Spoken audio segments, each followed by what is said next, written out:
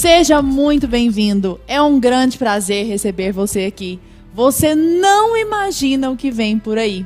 Então, se eu fosse você, eu não me desligaria desta tela até o final do nosso evento. O tema da nossa aula de hoje é de que maneira a linguagem pode ser usada em prol do desenvolvimento da nossa personalidade. E para nossa grande sorte, nunca foi tão fácil ter acesso ao conhecimento. Hoje nós temos várias fontes de conhecimento, várias fontes de informação, e aí a gente até já viu essa diferença, né? Que a informação é a base do conhecimento, mas eu preciso conectar essas informações, criando inferências lógicas, como nós já comentamos anteriormente, em prol da obtenção do conhecimento de fato. Mas quer dizer, o acesso à informação e a boas informações, informações inteligentes, construtivas, nunca esteve tão fácil. Só que nós percebemos que deve haver ali um filtro inteligente da nossa parte, sob pena de nós fazermos más escolhas e sermos mal influenciados aí no caminho dessas informações que vão nos ajudar a concatenar nosso raciocínio na construção do conhecimento.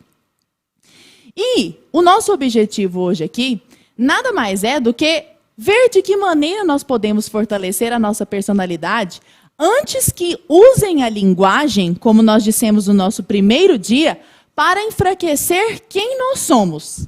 Para enfraquecer quem nós somos. Fazendo uma breve retomada do que nós já fizemos até agora, né? No nosso primeiro dia, nós falamos sobre... Na verdade, eu apresentei um monte de conceitos para você, né? Uns conceitos iniciais, diferença entre língua e linguagem. E nós falamos sobre a manipulação que pode acontecer por meio da linguagem. Aqui, ó, falamos sobre a manipulação da linguagem. No segundo dia, nós falamos sobre o poder da língua. Até aqui, cadê a aula 1? São 2 aulas 2, mas na verdade no primeiro dia foi sobre a manipulação por meio da linguagem. O segundo dia foi sobre o poder da língua. E o terceiro dia, que é hoje, a formação da personalidade. Então, hoje nós estamos aqui, ó. Você percebeu que nós já começamos a andar por este assunto do nosso terceiro dia aqui. Na verdade, todos os nossos 3 assuntos estão interligados. E como você pode perceber, esse é o tipo de conhecimento que serve a todos. Eu percebi que aqui existem pessoas jovenzinhas que estão acompanhando as aulas. Então, eu vi que tem pais acompanhando com seus filhos, o que me deixou muito feliz. Nada me deixa mais feliz do que ver uma família coesa, uma família unida, né, em prol dos mesmos objetivos, objetivos nobres, objetivos grandes. Eu percebi que há pessoas mais velhas que estão recuperando aquele conhecimento, muitas vezes mal construído durante a vida, ou simplesmente não construído, né, durante a vida, relativo ao estudo do nosso idioma. Eu percebi que existem profissionais já imersos no mercado de trabalho e que estão em busca de aprimorar, né, de refinar, de sofisticar a sua percepção da linguagem. Percebi que existem estudantes. E como todos vocês devem ter notado, tudo o que nós falamos aqui até agora, toda a construção de pensamento que nós fizemos até agora aqui, é para todos. É para todos. Na verdade, eu estou falando com você como ser humano. Como ser humano. Eu não vou nem falar como cidadão, porque talvez haja pessoas aqui que nem votem, por exemplo. Mas eu estou falando de você como ser humano. De que maneira a linguagem pode ajudar você a polir a sua vida, a escolher quais rumos você vai tomar na sua vida. Porque, como nós bem vimos, é por meio da linguagem que nós traduzimos a realidade para dentro da nossa cabeça. Eu acho que nessa altura do campeonato isso já ficou bem claro, né? E é muito interessante porque eu sou professora de língua portuguesa, né? Eu sou professora de gramática normativa da língua portuguesa. Geralmente é aquela pessoa de que os alunos menos gostam, né? Aquela professora que vai entrar e falar, meu Deus, relações de concordância, regência, orações subordinadas, orações coordenadas, sintaxe, morfologia, morfossintaxe, regras de acentuação, novo acordo ortográfico, como usar dicionários, o que é o vocabulário ortográfico da língua portuguesa. E aí você fala, nossa, mas eu detesto isso. Só que agora, e principalmente porque você talvez esteja recuperando conhecimentos, né, aí, ao longo da sua vida, não trabalhados de maneira tão bem feita, agora que a gente construiu todo esse raciocínio até aqui, você percebe que, na verdade, todo este domínio linguístico é uma base. Mas a gramática normativa não é um fim em si mesma.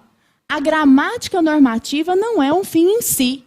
A gramática nada mais é do que um instrumento que eu tenho à minha disposição em prol de estudos mais humanos, digamos assim.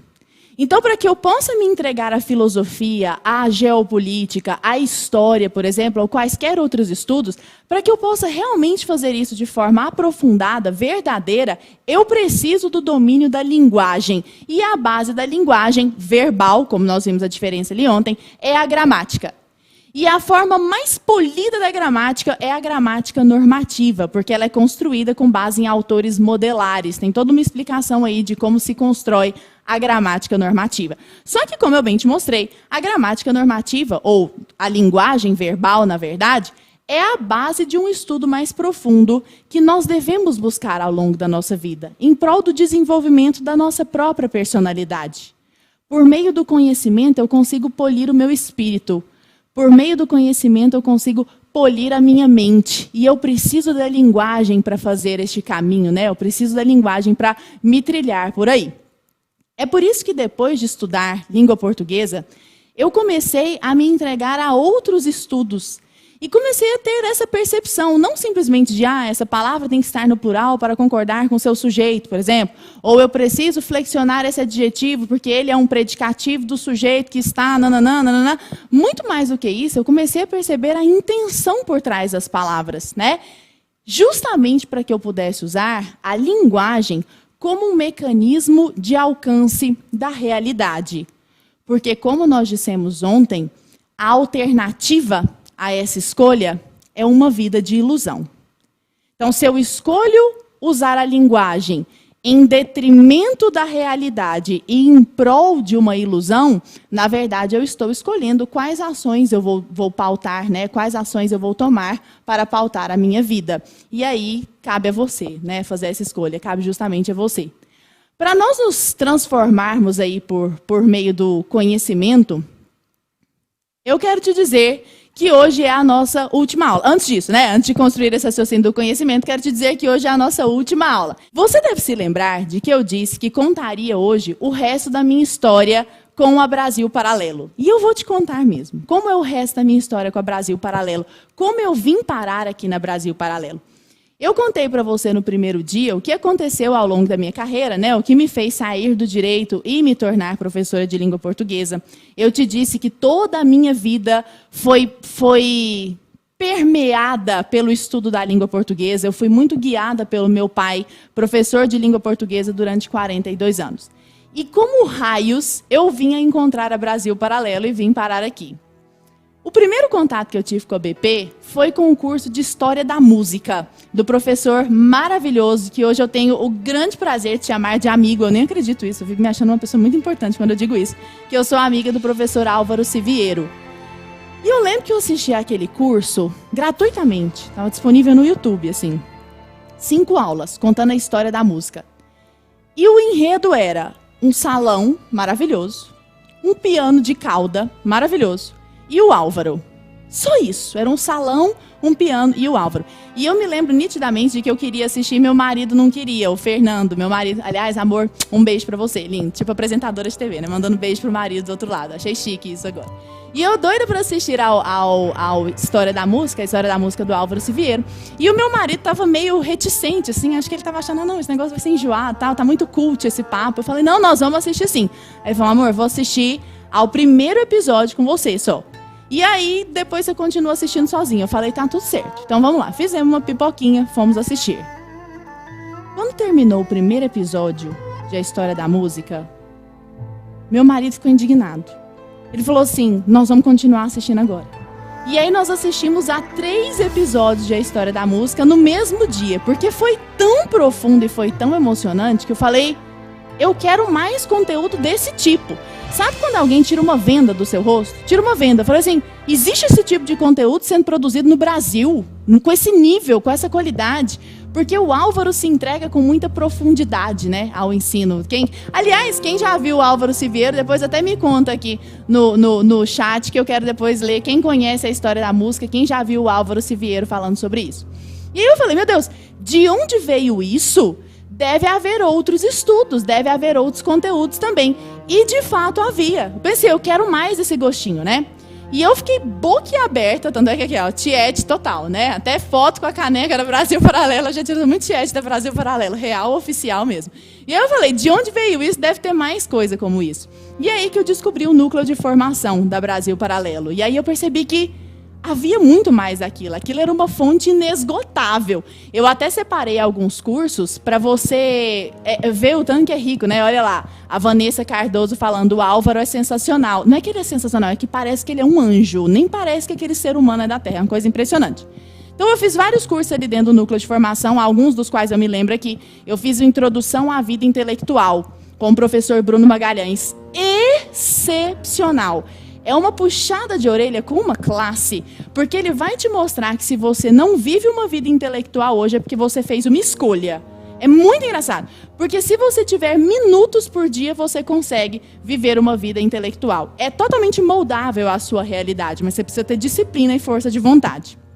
Eu fiz também, por exemplo, o curso de Linguagem e Filosofia Prática do professor Marcos Boeira. E aí, assim, é a soma de tudo que eu mais amo na vida, né? Linguagem e Filosofia Prática. Olha, o Daniel falando que o Álvaro é um ser de luz. Não, gente, daria para falar do Álvaro aqui a noite inteira, porque é uma pessoa maravilhosa. Eu fiz, por exemplo, o curso de Vícios e Compulsões, do professor Bruno Lamolha, que também dá uma puxada na nossa orelha, porque você percebe como você cai, né, em vícios e compulsões facilmente, digamos assim. A gente é muito suscetível a isso. Nós precisamos vigiar nossas ações e nossos pensamentos o tempo inteiro. Fiz o curso de Formação da Personalidade, também do professor Bruno Lamolha, que inclusive eu mostrei para vocês ontem. Ontem eu selecionei um trechinho dele explicando a quarta camada, lembra? A quarta camada da personalidade. Aquele é um dos cursos dele ali dentro. É excelente, excelente, excelente, um nível altíssimo. Você começa a olhar para si mesmo com outros olhos, né? Fiz o curso de A História do Feminismo, da deputada Ana Caroline Campagnolo, e eu vou te falar uma coisa, eu já li muito sobre isso. Ninguém sabe mais sobre o assunto que ela. Ninguém sabe. Eu desafio alguém que saiba mais sobre feminismo do que Ana Caroline Campagnolo. Desafio, desafio. Toda a literatura feminista existente na história do feminismo, Ana Caroline Campagnolo já leu. E ela vem contando para nós histórias que nunca nos contaram. Só que ela não tira isso da cabeça dela, ela te mostra. Olha aqui, ó, o que essa autora falou. Ó, isso aqui você não sabia, sabia? Ah, não sabia não. Ah, isso aqui você sabia? Ah, não sabia não. Bom, então você não sabe qual é a história do feminismo. É assim, um show de aula, é espetacular. Assisti também a Educação Literária do professor Clístenes Hafner, que, assim, declama poemas e poemas, é a coisa mais linda, é um curso super emocionante, assim, ele é envolvente. E fiz o curso de Mito, Linguagem e Mídia, do professor Flávio Morgenstern. Inclusive, ontem eu mostrei para vocês um pedacinho desse curso do Flávio Morgenstern, e é um curso excepcional. E eu fico chocada, porque o curso é o cara sentado numa poltrona, olhando para a câmera e conversando conosco. E termina o curso e fala, meu Deus, parece que passou um vendaval na minha vida. Aconteceu uma transformação na maneira como eu olho para as coisas à minha volta. Então, quer dizer, esses são apenas alguns dos cursos dos quais eu me lembrei aqui, aí fiz uma lista, mas eu tenho certeza de que eu me esqueci de vários, porque são inúmeros. E quanto mais eu fazia os cursos da Brasil Paralelo, mais eu percebia que eu estava conseguindo enxergar o mundo com outros olhos. Sabe aquele caminho que nós percorremos nos dias de ontem e anteontem? Que muitas pessoas, né, comentaram, e eu fiquei muito feliz com isso, que elas tiraram a venda dos olhos, que elas se atentaram a nuances para que elas nunca haviam dado atenção antes. É exatamente a mesma coisa. Exatamente a mesma coisa que aconteceu comigo a cada um desses cursos. Era descoberta atrás de descoberta, revelação atrás de revelação.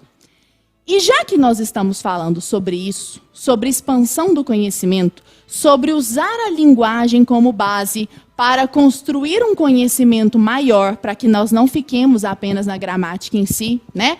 Eu gostaria de dividir com vocês uma teoria muito interessante. Nós finalizamos ontem a nossa aula com uma sensação meio de mal-estar. Eu não sei se você se lembra. Porque foi tanta coisa estranha, né, que eu mostrei para vocês no primeiro dia e no segundo dia. Foi uma construção tão, assim, angustiante, digamos. E aí nós finalizamos percebendo que a linguagem neutra, embora se diga que não seja arbitrária, que não tem intuito, que vai ficar restrita ao âmbito da internet, ela já tomou todos os meios de comunicação, assim, de maneira irrefreável, inclusive desenhos animados. E, assim, Infelizmente, me parece só o começo, né? Se não forem tomadas atitudes. E aqui já, retomando o que eu disse anteriormente, usar a linguagem neutra não é problema nenhum. Você fala do jeito que você quiser, livre-arbítrio é isso, né? Graças a Deus a gente vive numa sociedade que confere aos indivíduos livre-arbítrio, pelo menos por enquanto, né? Então, as pessoas têm seu livre-arbítrio. Agora, impor isso, fazer disso uma agenda, querer que isso chegue às escolas, aos desenhos, é uma coisa muito absurda. E aí eu separei para nós uma teoria bem interessante para nós conversarmos, chamada espiral do silêncio. Espiral do silêncio. Já ouviu falar disso? Vou tomar uma aguinha aqui. Espiral. Nossa, ficou linda essa arte. Parece dar vontade de entrar aqui nessa arte. Ficou maravilhoso. Interagir com o telão. Hipnotizada pela arte. A teoria da espiral do silêncio foi cunhada pela cientista política Elizabeth Noel Neumann, na década de 70, na verdade, 1970 e alguma coisa, depois de fazer algumas pesquisas eleitorais na Alemanha. Então aconteceram as eleições, ela observou qual foi o comportamento da sociedade e ela cunhou essa teoria, ela criou essa teoria chamada espiral do silêncio. O que ela percebeu? Percebeu o seguinte, falando de maneira muito simples, tá? Quando nós estamos numa rodinha e nós percebemos que a opinião que está rolando ali é a mesma opinião que nós temos, nós nos manifestamos. Se, no entanto, nós percebemos que aquela opinião que está rolando ali não é a nossa, nós tendemos a nos manter calados. É uma tendência do ser humano. Este comportamento pode acontecer por mais de um motivo. Então, eu posso perceber que eu discordo do que o grupo está falando. Aquele discurso está muito esquisito. Eu não me identifico com aquele discurso, mas eu não falo nada porque eu sou, por exemplo, tímida, eu estou com vergonha. Então, estou aqui toda envergonhada, eu não vou me meter nesse assunto porque...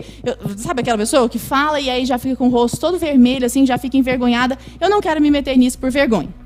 Eu posso não me meter nisso, ainda que eu discorde, se essa opinião for tão absurda, mas tão absurda, mas tão absurda, que eu simplesmente não quero sujar minhas mãos naquele assunto. Sabe quando a pessoa fala um negócio tão descabido que você fala assim, nem vale a pena entrar nisso? E aí automaticamente já nasce assim, aquela mini centelha de soberba dentro de você. Eu não vou me imiscuir com essa gentalha, tipo Kiko, sabe? Não mexa com essa gentalha. Então a pessoa nem suja as mãozinhas dela ali, porque para ela não vale a pena, né? Eu posso não entrar nessa discussão, por outro lado, porque eu não tenho argumentos. Então, por exemplo, eu escuto, já que nós falamos sobre isso ontem, eu escuto uma discussão a respeito de linguagem neutra, eu sei que o negócio é completamente descabido, e aí alguém vira para mim, eu tenho medo de que isso aconteça, né? Que alguém vire para mim e fale assim, você não concorda? Não, por quê, então? Se aquele discurso está sendo validado por todo mundo, e aí eu não tenho argumentos. Como eu não tenho argumentos para me defender, eu decido ficar na minha. Pode ser por isso que eu me calo. Eu posso me calar simplesmente por medo de rejeição, ou simplesmente porque eu sou uma pessoa pacífica, né? Então, qual é o resumo de toda a teoria da Elizabeth Noel Neumann, a alemã, né, a cientista política?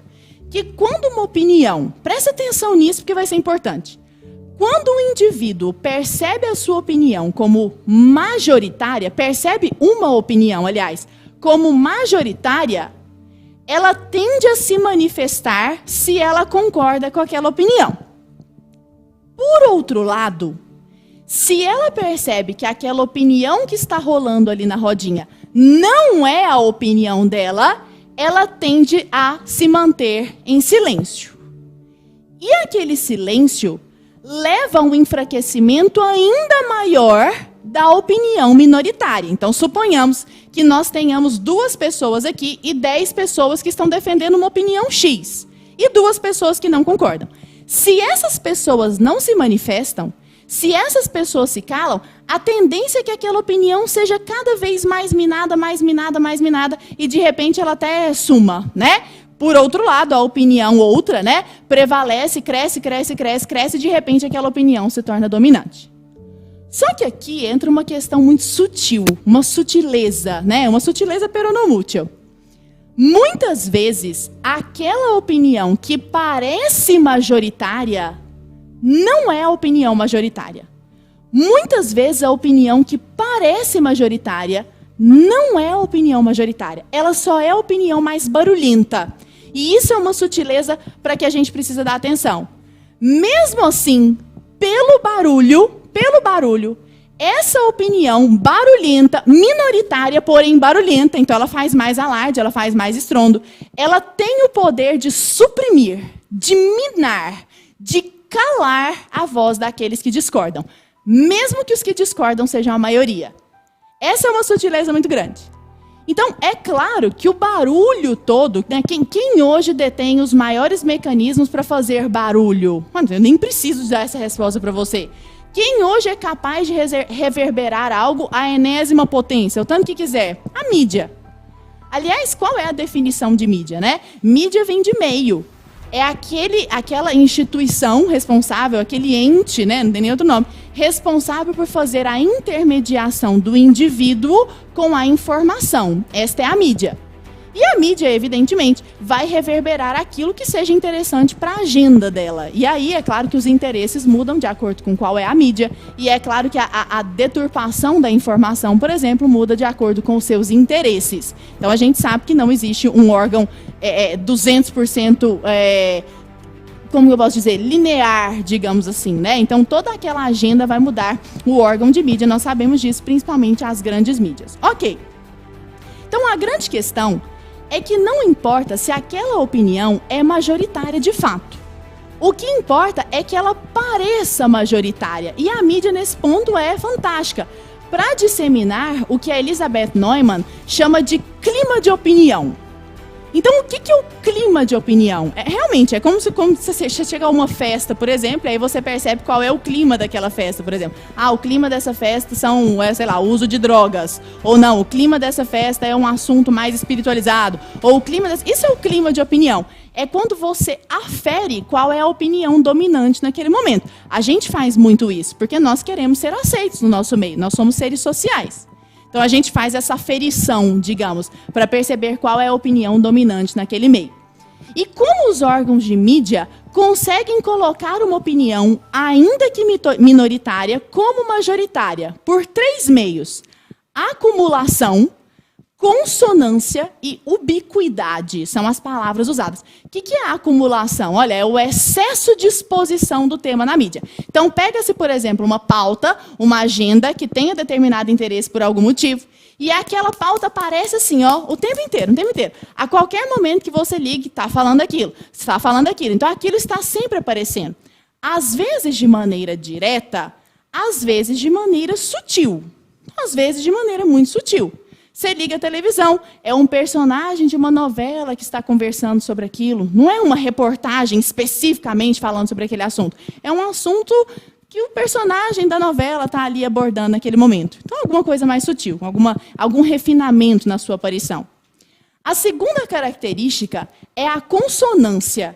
O que é a consonância, né? Consonância vem do mesmo som, consonância. Então, é uma forma semelhante de apresentação das notícias. Então, elas são produzidas e noticiadas e veiculadas de maneira muito semelhante, sempre com o mesmo tom. Ou um tom positivo ou um tom negativo. Sempre que fala desse assunto é num tom positivo.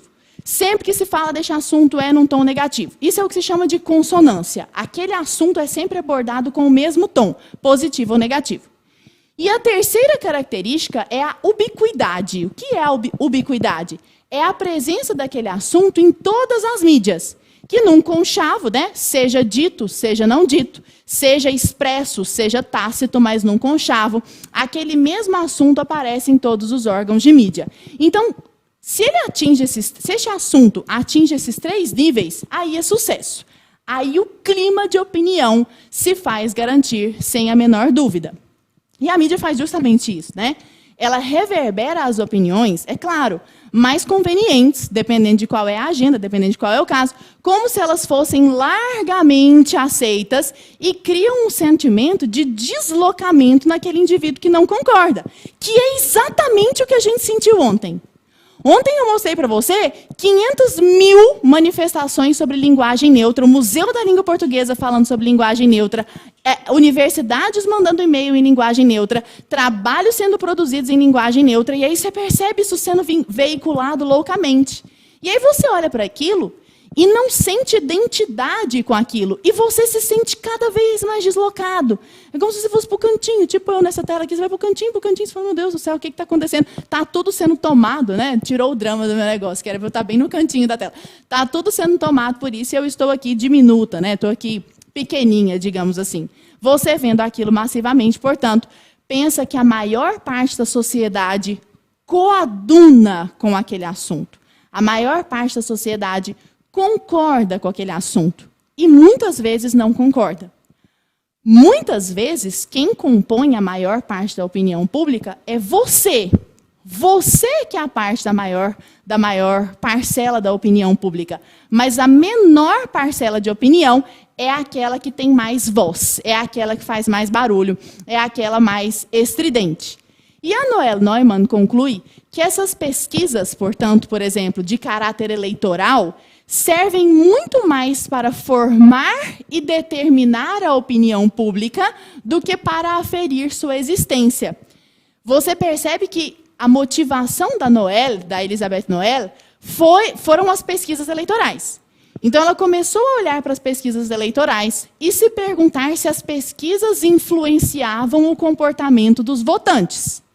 Ou se as pesquisas simplesmente... Porque quando vai haver uma pesquisa de intenção de votos, teoricamente, o objetivo da pesquisa é ver o que as pessoas estão querendo fazer com o seu voto. Então, teoricamente, o objetivo da pesquisa é retratar algo que já existe. Ah, não, então já existe essa intenção de voto, eu só estou te mostrando qual é a intenção de voto. Mas a conclusão dela foi que a existência da pesquisa influencia a maneira como as pessoas vão votar. Por causa justamente dessa sensação de pertencimento, ou dessa perquirição. Nós estamos sempre procurando essa sensação de pertencimento. Então, quando você descobre que o seu candidato, por exemplo, está com 3% de intenção de votos, ou está com 5% de intenção de votos, aí você pensa, ele vai perder mesmo, de toda forma, e aí você tende a migrar para aqueles candidatos que estão com maior percentual de votos. Ou seja, o resultado da pesquisa não retratou a realidade, mas influenciou a existência da realidade. Olha só.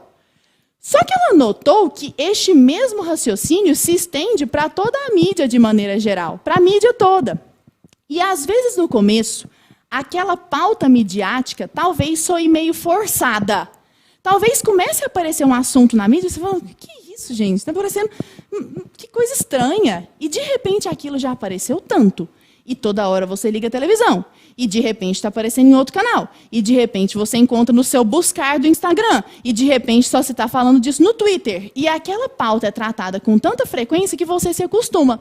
Então, você cede àquele assunto. Aquele assunto passa a invadir a sua vida, digamos assim. E você se sente pequenininho se você não concorda com aquilo. Que é exatamente a sensação que nos permeou quando nós terminamos a aula de ontem. Eu até conversei com algumas pessoas depois da aula de ontem, a gente está conversando bastante ali no grupo Resgate da Linguagem, né? E todo mundo se sente mal com aquilo. Você fala, cara, mas não é possível. Museu da Língua Portuguesa fazendo postagem com isso, todas as mídias sociais fazendo postagem com isso. Será que ainda tem alguma salvação? Será que tem o que fazer? E aí eu te digo, bom, qual seria a solução para um cenário como esse? Qual seria a solução? Seria confrontar aquilo. Se existe uma maioria massiva que olha para aquilo e fala, meu Deus, mas que absurdo. Bom, é preciso que esse absurdo seja dito. Sem paixões, digamos, né? De maneira desapaixonada, sem violência, não é nada disso. Mas é simplesmente falar, eu não concordo. Isso não faz sentido. Em vez de olhar e falar, eu não vou nem sujar as minhas mãozinhas com esse assunto. Não, não, não. Essa é a realidade na qual nós estamos imersos. Se essa é a minha realidade, não faz sentido que dela eu fuja. Se essa é a minha realidade, bom, eu preciso me impor sobre a realidade, no sentido de que eu também faço parte dela. Eu não posso simplesmente ser minada dessa realidade. Então, não faz sentido que algo com uma adesão tão microscópica tome uma proporção tão imensa e todo mundo pareça silenciado, coadunando com aquilo, porque parece que é a opinião de todo mundo, parece que está todo mundo muito bem com aquele grande caso, né? Outra solução, evidentemente, é confrontar aquela situação. Então, se existe muita reverberação para aquele ponto de vista com o qual eu não concordo, bom, que eu me manifeste publicamente também, Que, aliás, é exatamente o que nós estamos fazendo aqui. Nós estamos, em maior ou menor grau, ou em última instância, nós estamos mostrando uns aos outros que nós não estamos sozinhos. Nós estamos mostrando uns aos outros que nós percebemos a diferença entre, sei lá, redução fetal e aborto. Nós estamos mostrando uns aos outros que nós percebemos a diferença entre tomar conta, por exemplo, e invadir. Nós estamos percebendo isso, né? Quer dizer, nós estamos no mesmo tom, digamos assim. Nós estamos na mesma pauta, nós estamos pensando da mesma forma. E é muito interessante porque, dentro dessa teoria da espiral do silêncio, a Elizabeth Neumann fala sobre um tipo de pessoa rara de se encontrar, mas que existe, que é o que ela chama de duro de espírito. Muito bom esse nome, duro de espírito. O que é o duro de espírito? É aquele indivíduo que, quando entra numa festinha, pode estar todo mundo usando droga. Vou usar um linguajar bem simplificado aqui, mas a gente expande essa mesma teoria para tudo na vida. Pode estar todo mundo usando droga, que esse cara vai falar assim, eu não vou mexer com isso não, você vai me fazer mal. E eu vou falar mais coisas para vocês. Vocês estão todos errados. Os errados são vocês. Eu sou o único aqui, mas eu sou o único que estou certo. Não vou mexer com isso não. E não, ó, cocaína faz... Sabe aquele chato da festa? Cocaína não faz bem, não quero não. Pode até ser que você não tente interromper as outras pessoas de fazerem aquilo, mas você consegue se impor. A pessoa não consegue entrar na sua redoma, digamos, porque você fala, eu não vou entrar nisso, eu não vou me submeter a isso, eu não me submeto a isso. Esse cara é o que a Neumann chama de duro de espírito. A este cara não se aplica a espiral do silêncio. A espiral do silêncio não chega até ele. Porque ele não faz questão de ser aceito pela rodinha, né? Ele não se deixa impactar pelo clima de opinião.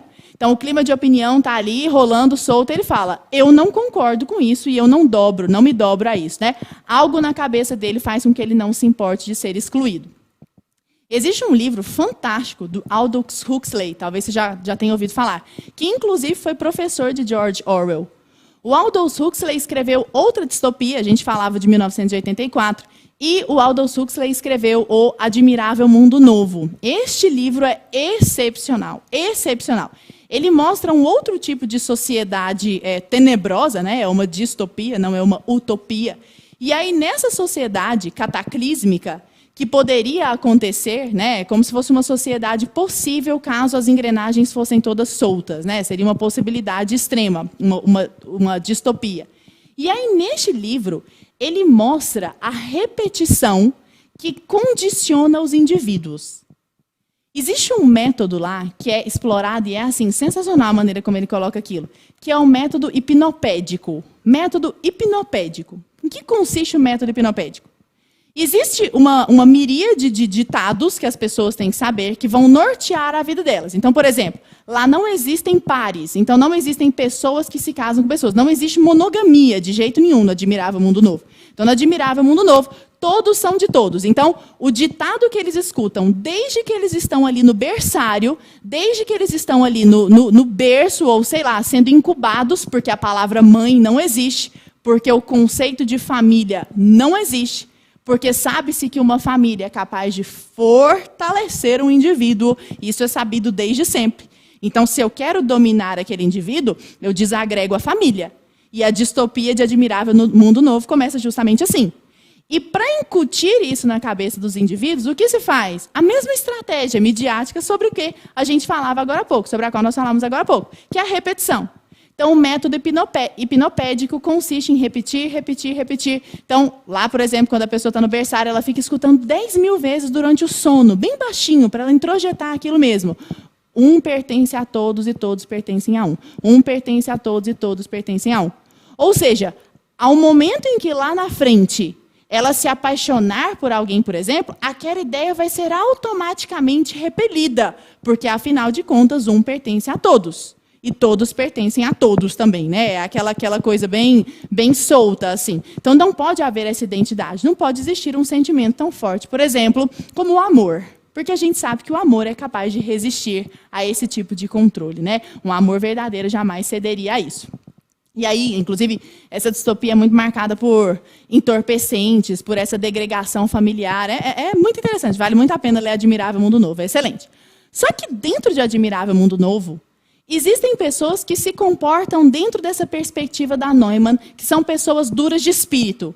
Então, se você leu Admirável Mundo Novo, você deve se lembrar, por exemplo, de um personagem como Bernard Max, ou então o Helmut Watson, ou então a Lenina Crowley, por exemplo, que são pessoas que começam a se despertar para isso, né? E elas deixam de se silenciar porque elas começam a sentir aquele mal-estar dentro delas. Então, aquele mal-estar faz com que elas se revoltem, né, ali dentro. Ainda que seja uma revolta inicialmente silenciosa, porque elas ainda não tomaram consciência daquilo. Mas elas se impõem sobre a realidade. Cara, eu não vou aceitar isso. A Lenina, por exemplo, se apaixona, né, pelo... já vou te dar aqui um pequeno spoiler. Mas a Lenina, que é a personagem principal, se apaixona pelo selvagem, que ele chama de John, né? E aí, ela vai se opondo àquilo, né? Eles vão tomando consciência. Por que eu estou te falando isso? Porque a existência dos duros de espírito, muitas vezes, tem a ver apenas e tão somente com o reconhecimento de que não se está sozinho. Então, se você está vendo as pessoas pensando, pegando o assunto de ontem, mas poderia ser qualquer assunto, pegando, por exemplo, um assunto como linguagem neutra, e você pensa, gente, será que eu estou louco? Será que mas não é possível um negócio desse? E aí você percebe que todo mundo está concordando com você. Bom, então talvez seja a hora de romper a espiral do silêncio. E a pergunta que eu te faço é, o que será que as pessoas estão achando, por exemplo, já que foi o assunto de ontem, mas eu queria que você aplicasse isso a tudo na vida, tá? Nós estamos falando aqui de personalidade, não estamos falando de um assunto específico. O que será que as pessoas estão falando, por exemplo, sobre linguagem neutra? Qual será que é a opinião das pessoas? E eu separei para você aqui um print que não tem nenhuma interrupção, porque eu tirei do meu celular. Um print das reações das pessoas no post do Museu da Linguagem Neutra, da linguagem, olha só que loucura, no post do Museu da Língua Portuguesa sobre linguagem neutra. Então, eles fizeram aquele post falando todos, todas e todes, e qual foi a reação das pessoas? Deixa eu te mostrar qual foi a reação das pessoas, olha lá. Olha só, veja você, leia você, deixa na tela para o pessoal. Olha só. Algumas reações, olha lá.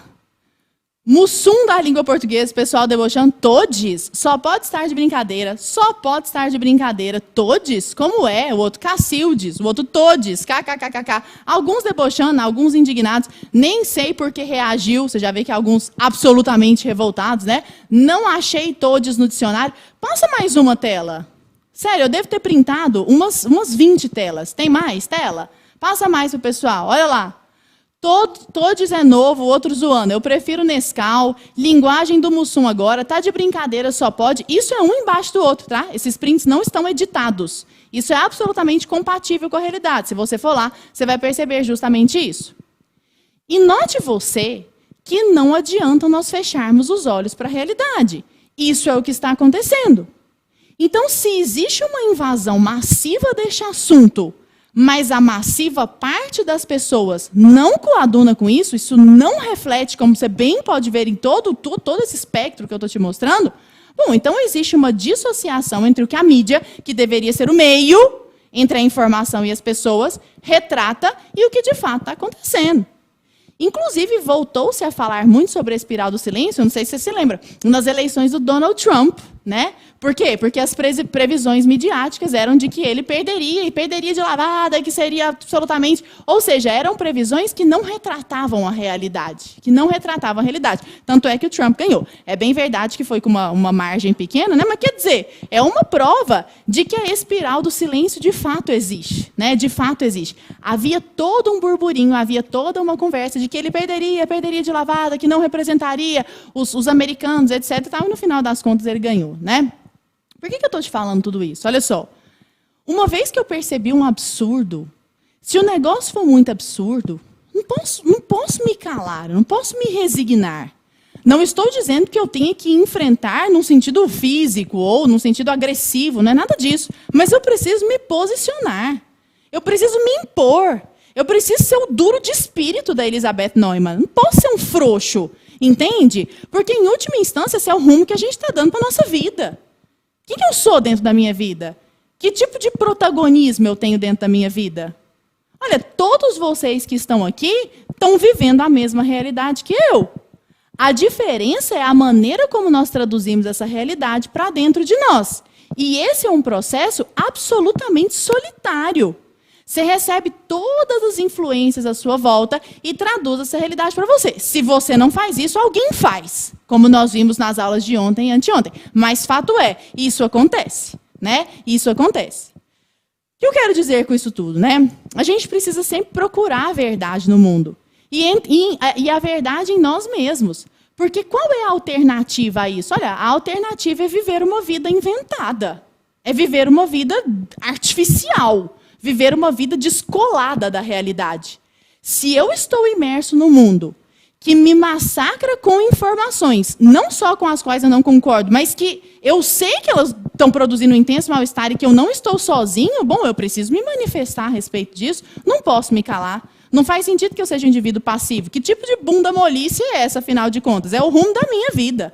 Sabe? É o rumo da minha vida. Então, acredite, né? E aqui, só para concluir esse raciocínio da espiral do silêncio.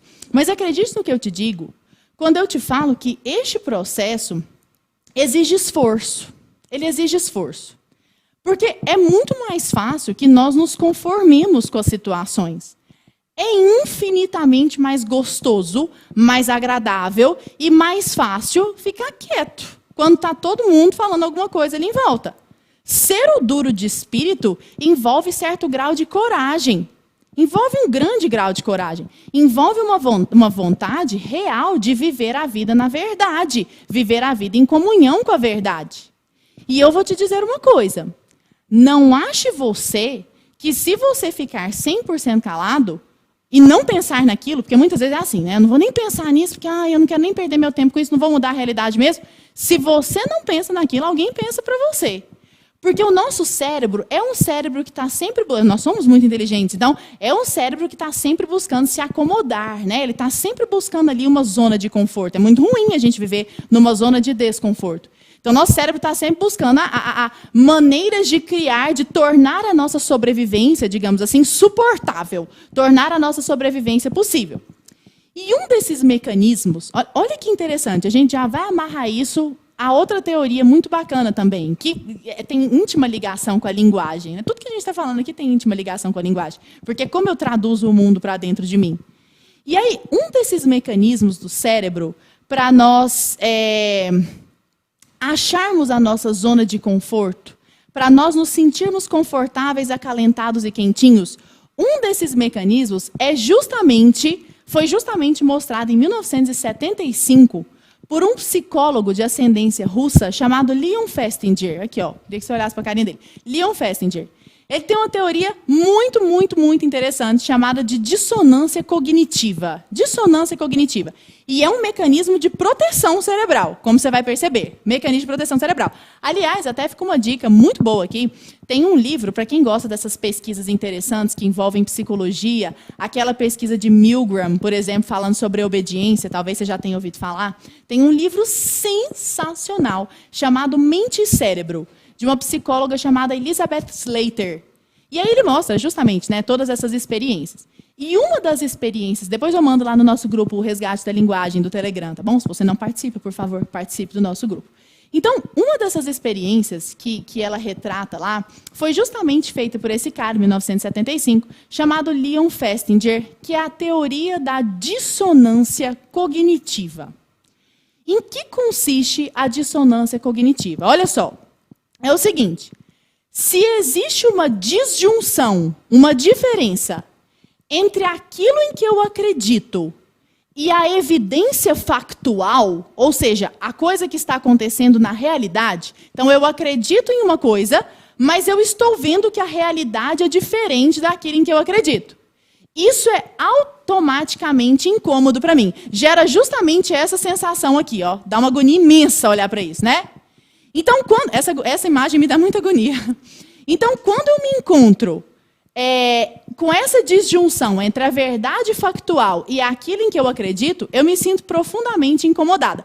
Porque as pessoas têm pavor de se contradizer. Elas têm pavor de se contradizer.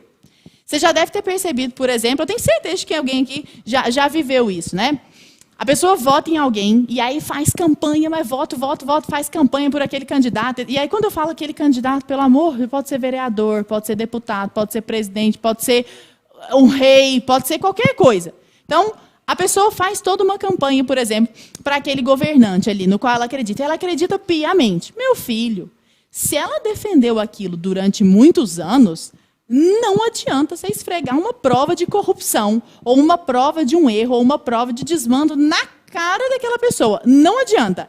Ela vai ter muita dificuldade de reconhecer aquilo. O que ela vai buscar? Ela está pensando assim, meu Deus do céu, mas então meu mundo inteiro foi uma mentira. Então eu preciso arrumar um jeito dentro do meu cérebro de tornar essa situação compatível. Aí o que eu crio para mim mesma? Todo um malabarismo semântico. Eu conto toda uma história para mim mesma para parecer que aquilo ali tem algum sentido. Entendeu? Que aquilo ali tem algum sentido. Isso é dissonância cognitiva. São essas histórias que nós contamos para nós mesmos quando nós nos vemos em total contradição. Então, eu estou sendo absolutamente contraditório. O exemplo mais fácil de nós percebermos isso, e é o exemplo que ele próprio dá, é quando uma pessoa é um médico, por exemplo, a pessoa é um oncologista. Então, o cara sabe que fumar, por exemplo, faz muito mal. Ele tem todas as evidências científicas e ainda assim ele fuma. Então, isso gera no cérebro essa sensação que você viu aqui, uma total dissonância cognitiva. E aí ele precisa criar mecanismos para justificar para si mesmo. A não ser que ele simplesmente decida não pensar naquele assunto. Não, nem penso nisso. Pode ser, é uma alternativa também. Então, ou existe esse malabarismo, ou a pessoa simplesmente não pensa nisso. Por quê? Porque o mal-estar psicológico, quando a pessoa se flagra agindo contra as suas próprias convicções, é insuportável. Aquele mal-estar psicológico é insuportável. O indivíduo tenta se justificar, porque ele não aceita essa própria incoerência, né? E aí ele faz parecer, por exemplo, que ele sempre pensou diferente. Ele pode criar um malabarismo semântico para dizer, não, mas na verdade esse caso aqui é diferente, porque veja bem, esse cigarro aqui é diferente por causa disso, disso, disso, disso. E aí ele cria toda uma história para ele mesmo. Estou nem dizendo que ele mente isso para os outros, para ele mesmo, para que aquele mal-estar seja sustentável, para que ele consiga sobreviver ainda com aquele mal-estar. Existe um canal muito bacana no YouTube, vale muito a pena seguir, chamado Epifania Experiência. Aliás, quem faz é um amigo meu e do Arthur Morrison, que está aqui junto comigo, inclusive. Gente, estou nos bastidores com o Arthur Morrison aqui. E aí o Alexandre Pessoa, chama Alexandre Pessoa, ele tem esse canal chamado Epifania Experiência, ele faz uns vídeos muito inteligentes explicando isso.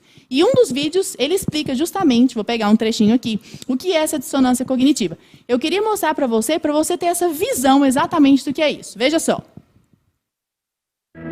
Esse conflito interno gera um desconforto extremo, fazendo com que você busque uma resolução de qualquer forma possível. Mas por mais desagradável que isso seja, deveria ser algo bom, né? A pessoa recebe uma nova informação, repensa as próprias crenças e muda. Só que não é bem assim que funciona. Como bem sabemos, fatos e dados não mudam a cabeça de quase ninguém. Quando apresentados a uma informação contrária, as pessoas se defendem ainda mais, reforçando as suas crenças, mesmo que estejam claramente equivocadas. Quando alguém acredita em algo que considera de grande importância, a mente cria caminhos inimagináveis pela lógica para se proteger de qualquer arranhão. É assim que conseguimos aceitar quando tomamos uma atitude que sabemos que é errada. É assim que surgem os políticos de estimação, as guerras ideológicas e as teorias da conspiração. A maior parte da interminável guerra entre esquerda e direita não é pela verdade ou pelo bem comum, é pelo simples fato de vencer, pelo fato de provar que as suas convicções estão certas, mesmo quando elas não estão, seja consciente, seja inconscientemente. E sabe o que é mais chocante nessa teoria? Muito, muito autoexplicativo isso aqui, né? Muito, muito claro. Você olha e fala, meu Deus, eu já senti ou eu já vi isso acontecendo milhões de vezes na minha vida. E você não sabe o que é o mais interessante. Ele fez, como parte dessa experiência, ele fez o seguinte. Ele ofereceu para uma pessoa $20 para algumas pessoas, para que essas pessoas mentissem alguma coisa. Então, ofereceu $20 para as pessoas mentirem. E ofereceu $1 para outro grupo de pessoas. Então, $20 para você mentir e $1 para você mentir. Sabe quais foram as pessoas que tenderam a defender com mais veemência aquela mentira que elas mesmas contaram? Aquela mentira? As que receberam $1.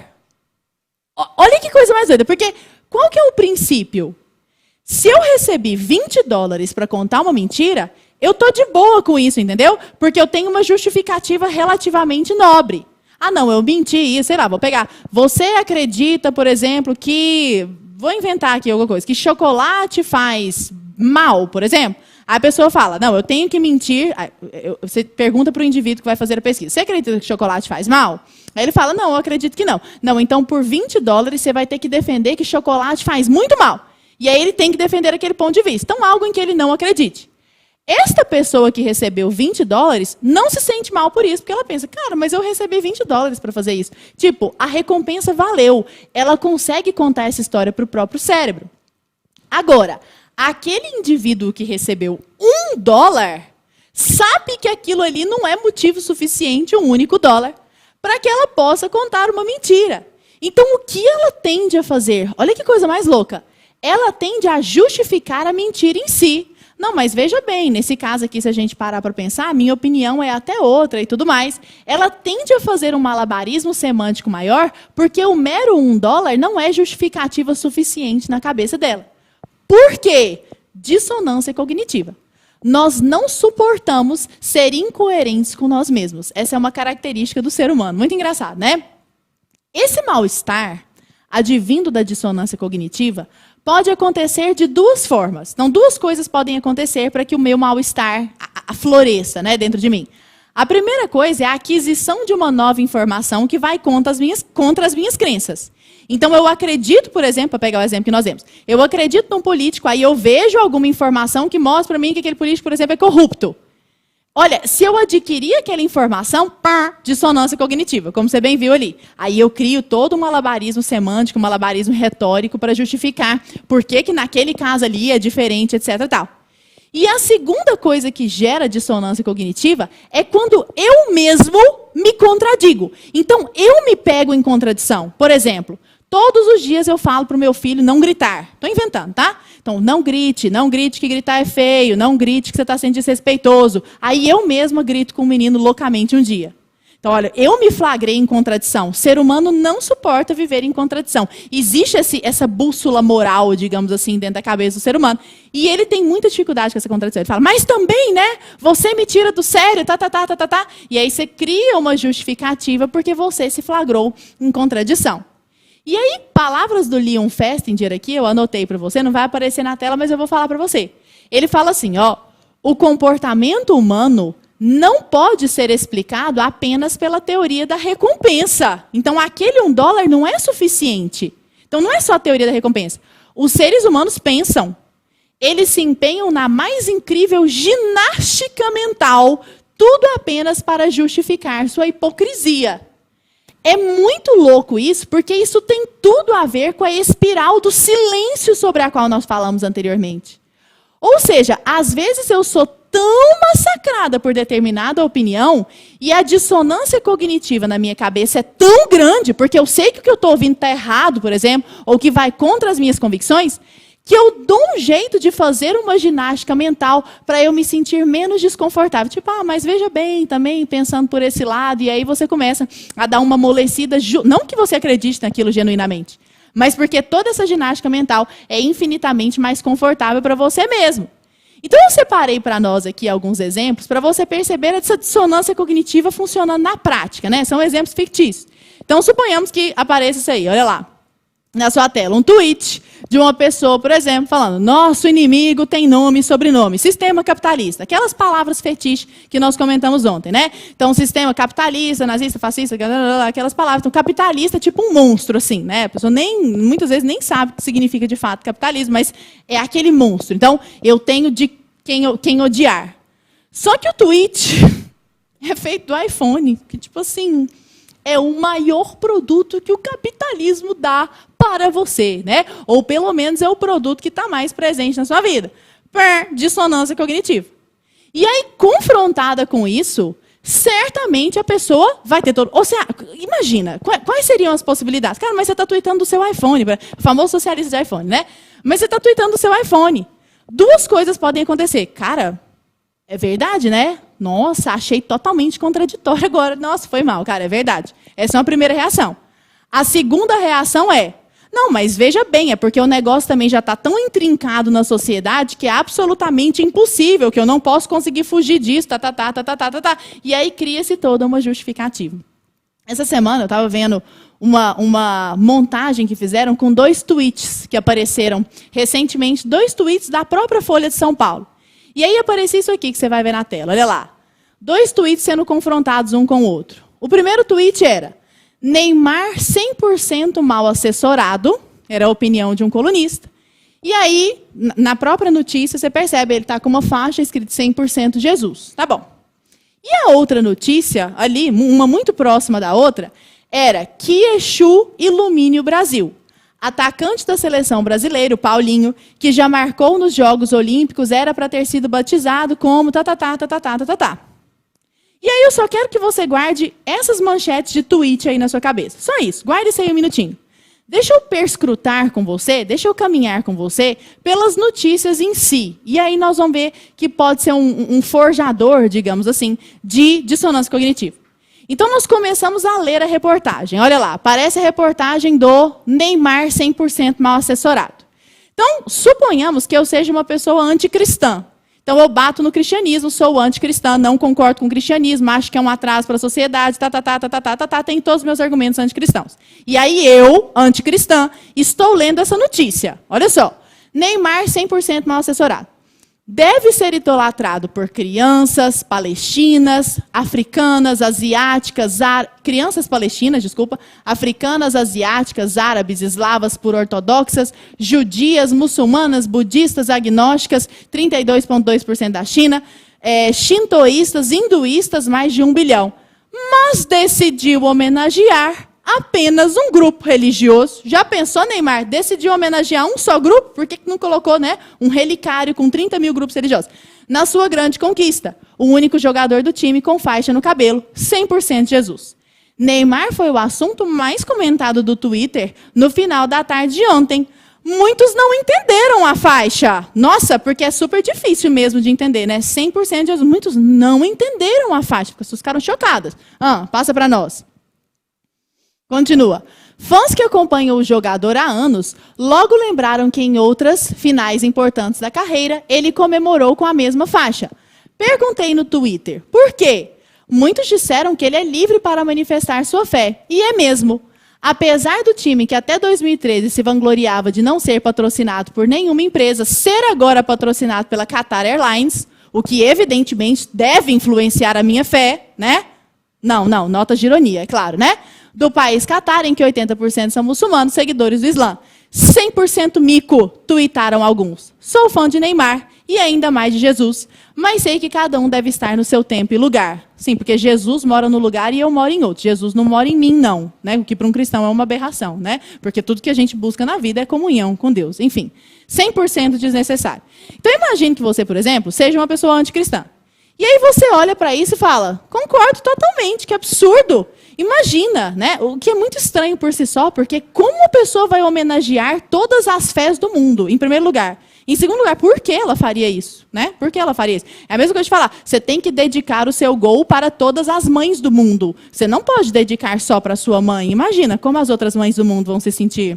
Isso faz o menor sentido, né? Bom, mas enfim, essa é uma leitura pessoal minha, né? Não quero misturar, enfim. Mas tá bom, então suponhamos que uma pessoa anticristã leia isso, e aí ela pensa, concordo totalmente, achei um absurdo. Só que aí no outro dia, ela está caminhando ali pela sua timeline e aparece, por exemplo, essa notícia, vai lá, que é aquela notícia do Paulinho, né? Maravilhoso. Destaque em Tóquio, Paulinho é filho de Oxóssi e conhecido na Vila Penha como Edmundo. Legal. Apesar de não ser titular brasileiro, seu nome tem repercutido bastante nas redes sociais, desde que revelou que sua família tem forte ligação com o candomblé e a Ubanda. Ótimo, não tem problema nenhum, está repercutindo uma notícia. Até aqui não temos nenhum problema, né? Na comemoração do mais recente gol, Paulinho simulou atirar uma flecha em homenagem ao Oxóssi, orixá caçador do candomblé. Pelo Instagram, escreveu, Okearô Saravá, meu pai. A expressão inicial é uma saudação Oxóssi e significa salve o grande caçador, pela identificação com a religião da matriz africana. Paulinho foi convidado em 2022 para desfilar pela escola de samba Mocidade Independente do Padre Miguel, que terá enredo Batuque Caçador sobre Oxóssi. Rezo todos os dias para que Exu ilumine o Brasil e nossos caminhos, que os orixás nos deem força para buscar a medalha de ouro. O brilho dela seria um alento para o povo brasileiro após tantos meses de caos no país, escreveu no Instagram após ser convocado. Nunca foi sorte, sempre foi Exu, Laroie, vamos Brasil, acrescentou. As manifestações, diz ele, são formas de tentar explicar e combater o preconceito que existe com religiões de origem africana. Ok. Paulinho não esconde sua opinião também na luta contra a desinformação na pandemia. Ele declarou ser crítico ao atual governo brasileiro. E aí, se nós formos honestos, né, conosco mesmos, estou pegando aquela pessoa fictícia, tá? Pelo amor de Deus, estou pegando uma pessoa fictícia. Uma pessoa que tenha... Só para você entender o que eu quero dizer com a teoria. Então, eu estou pegando uma pessoa fictícia que tenha aprovado a primeira notícia. Esta pessoa fictícia, para manter a coerência, deveria desaprovar essa notícia. Por coerência, porque ela deveria dizer, poxa, se o primeiro jogador está mal assessorado, foi criticado e de maneira validada por mim, por ter manifestado sua fé de maneira pública, bom, então o segundo caso também foi uma manifestação pública da sua fé. Por que não homenageou todas as religiões do mundo? Afinal de contas, existem muitas crianças que são fãs do time, que são de religiões diferentes, etc. e tal. Agora, um indivíduo em estado de dissonância cognitiva, se ele encontra essas duas coisas, ele tem duas opções. Ou ele fala assim, caramba, realmente ficou muito incoerente, é uma opção, mas acredite quando eu te digo, chegar a essa conclusão é o caminho mais difícil. O caminho de 90%, estou inventando esse número, tá? De 90 e tantos % da população é fazer todo um malabarismo linguístico para justificar isso. Aí falar, não, mas é porque você tem que ver também que é uma manifestação mais política, estou inventando, tá? Mais política do que religiosa, justamente com o objetivo de combater o preconceito, e aí faz todo um malabarismo semântico, justamente para justificar a dissonância cognitiva. Então, ou ele vai ser franco consigo mesmo, ou ele vai achar uma justificativa. E a gente vê isso o tempo inteiro na nossa vida, né? É tão engraçado. O nosso cérebro consegue se acostumar com a contradição. O nosso cérebro consegue se acostumar com a contradição. Ele tem esse mecanismo, né? Primeiro ele passa por essa dissonância cognitiva e aí depois ele vai se...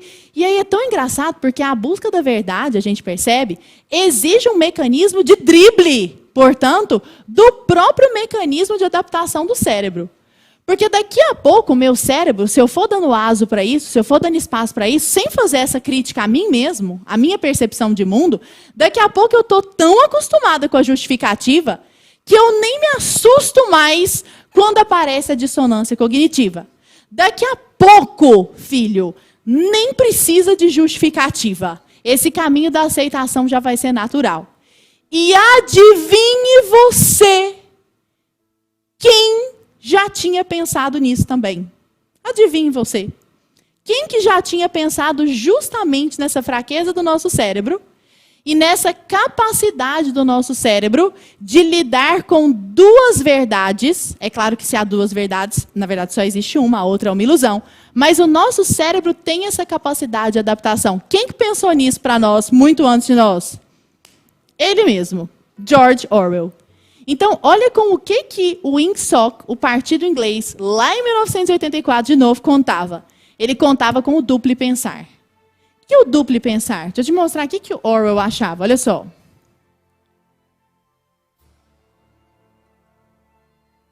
Não, é um slide antes. Duplo pensamento significa capacidade de abrigar simultaneamente na cabeça duas crenças contraditórias e acreditar em ambas. O intelectual do partido, que é aquele mais fechado com o partido, que mais defende o partido, sabe em que direção suas memórias precisam ser alteradas.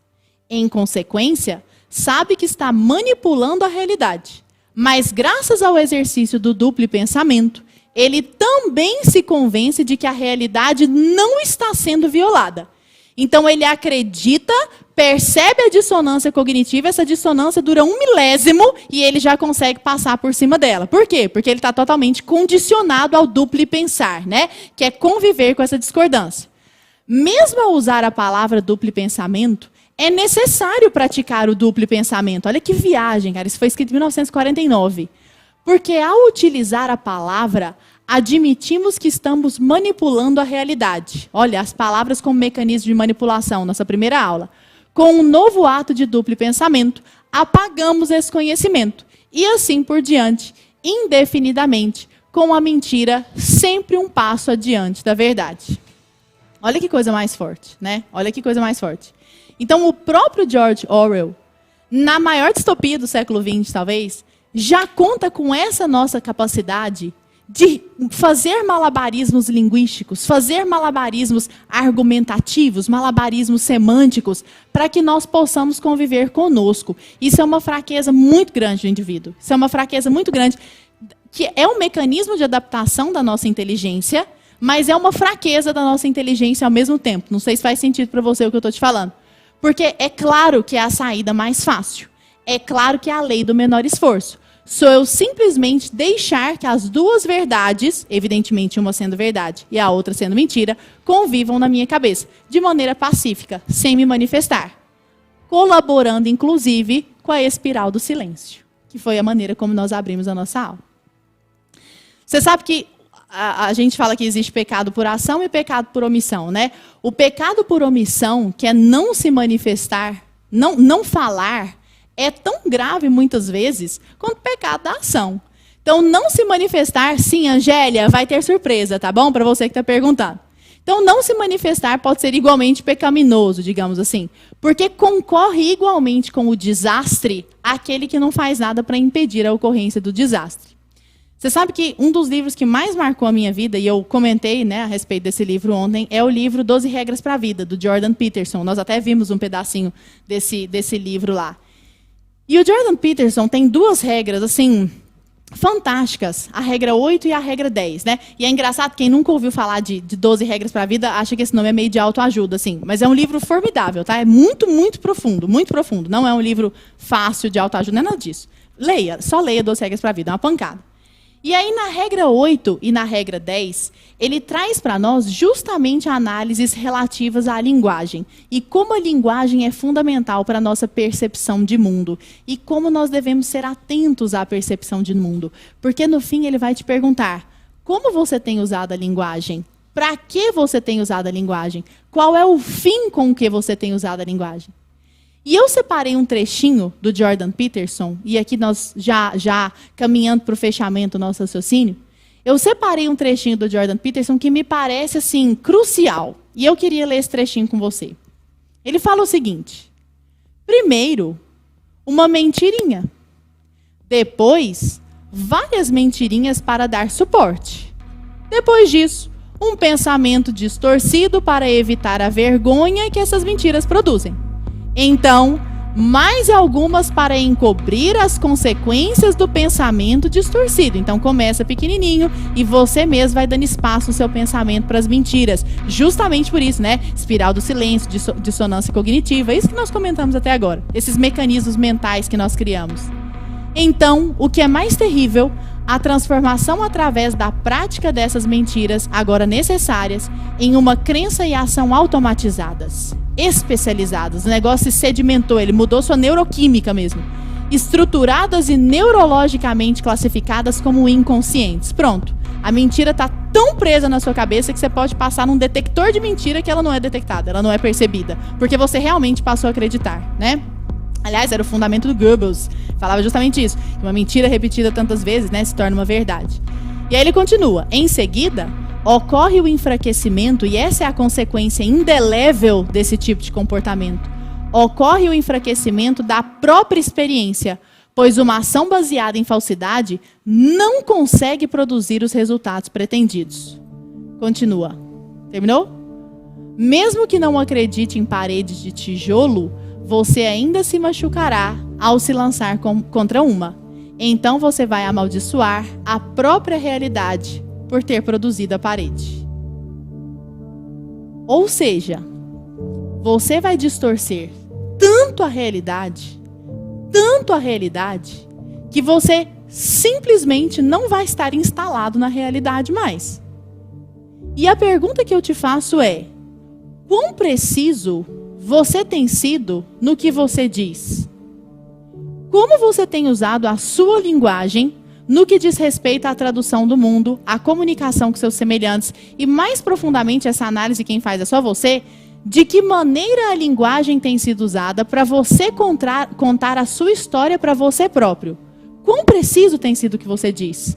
E aqui eu te digo, seja preciso no que você diz. Não se esqueça daquilo que nós dissemos logo no começo da nossa primeira aula. A palavra palavra vem do grego logos. E logos, originalmente, significava o quê?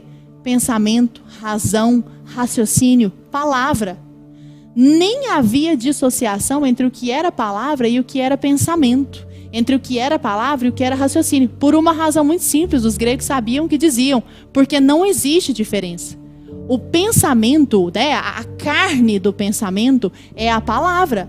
Se eu não cuido da palavra, se eu não sou preciso no que eu diz, se eu não dou nome às coisas, se eu fico fazendo ginásticas retóricas, semânticas, malabarismos sintáticos e organizacionais das palavras para me enganar, para traduzir a realidade de maneira deturpada na minha cabeça, se as palavras estão sendo usadas para deturpar a realidade, sua vida tem sido uma grande mentira. Sua vida tem sido uma grande mentira. É um convite que eu faço para você. No fim das contas, é muito mais do que uma mera escolha de palavras. No fim das contas, tudo que nós trabalhamos aqui ao longo do nosso evento é muito mais do que uma mera escolha de palavras. Ao fim e ao cabo, é a escolha de dois caminhos diferentes. É a escolha de dois caminhos diferentes. No final das contas, dependendo das palavras que você usa para traduzir a realidade para dentro da sua cabeça, você muda a forma de existir. Você muda os caminhos que você está escolhendo para a sua própria existência. Olha para essa imagem, pensa em você.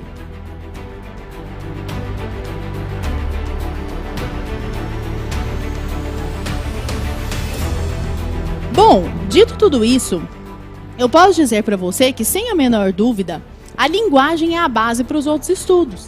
Então, quando a gente fala de estudar a linguagem, de estudar a gramática, de estudar a retórica, de estudar a dialética, o que a linguagem pode fazer por nós e a tradução disso para a nossa realidade, é dessa base que eu preciso se eu quero estudar filosofia, se eu quero estudar sociologia, história, se eu quero estudar qualquer outra arte, né? Se eu quero me dedicar a qualquer outra forma de técnica, a qualquer outra forma de estudo. E lembrando que arte e técnica são palavras que têm o mesmo sentido originalmente, né? Só que uma em grego e outra em latim. São origens iguais, elas originalmente significavam a mesma coisa, arte e técnica. E eu preciso da linguagem para ambos. Um conteúdo bem trabalhado nos ajuda a desenvolver a nossa própria personalidade. Mas para que eu trabalhe bem esse conteúdo, eu preciso da linguagem.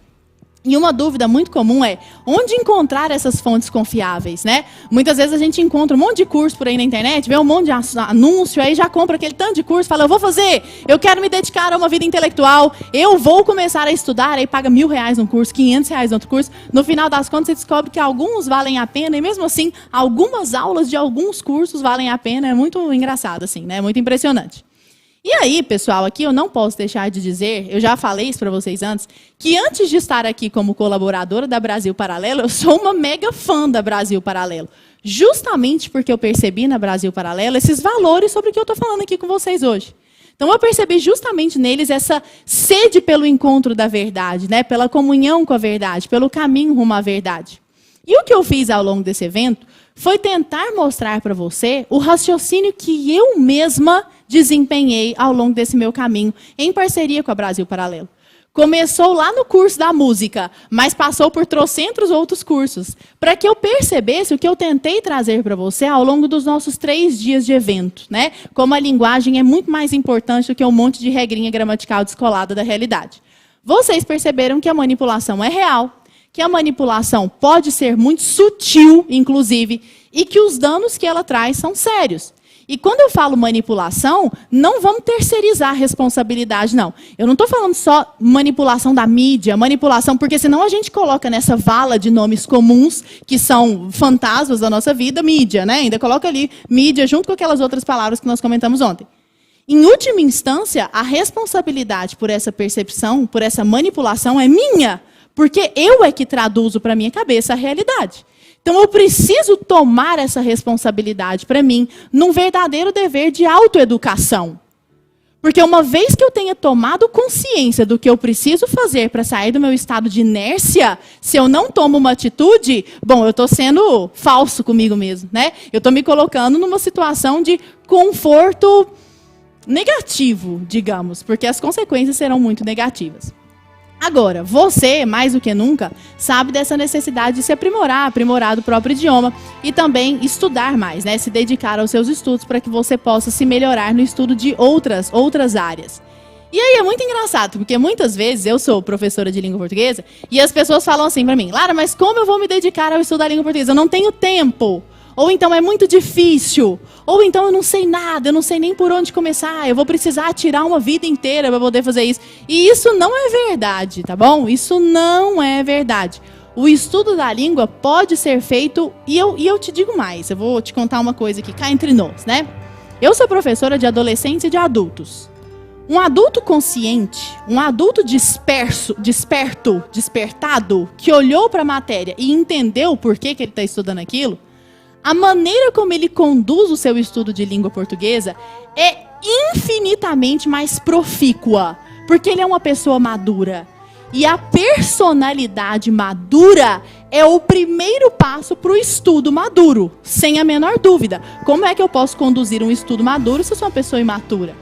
Então, esta consciência que o indivíduo desenvolve acerca da importância de se dedicar ao estudo da linguagem faz com que esse estudo seja muito mais palatável. Às vezes a gente se lembra lá do ensino fundamental, né? Aquelas matérias chatas, etc e tal. E aí a gente fica chateado, desencorajado, essa é a palavra. Fica desencorajado para começar um estudo hoje.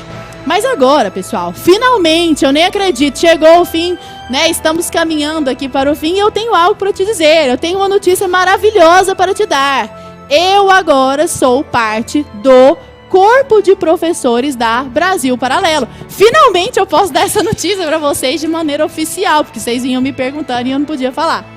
A partir de hoje, eu sou uma das professoras que integra o núcleo de formação completo da Brasil Paralelo. A Brasil Paralelo tem um núcleo com inúmeros cursos, né?